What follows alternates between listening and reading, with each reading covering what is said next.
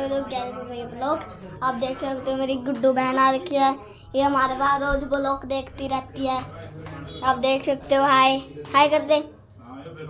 ये अभी तैयार से होके और यहाँ पे वो हमारे किराएदार हमारे को पैसे नहीं दे रहे थे, उसके लिए पुलिस आई है। देखो हफ्तों में आपको वो देखो आपको साफ साफ दिख गया गाइस, है ना। ये देख सकते हो, ये हमारे पिंडुक और हमारे पास एक बहुत सारे लठ लूठे पड़े हुए हैं, इसलिए आप देख सकते हो। ये चील वाले कपड़े देखो मेरे, क्या आप कमेंट करके देख बताना कैसे कपड़े लग रहे हैं मेरे, ठीक है। यही था आज की वीडियो में। Thank you so much, bye and tier.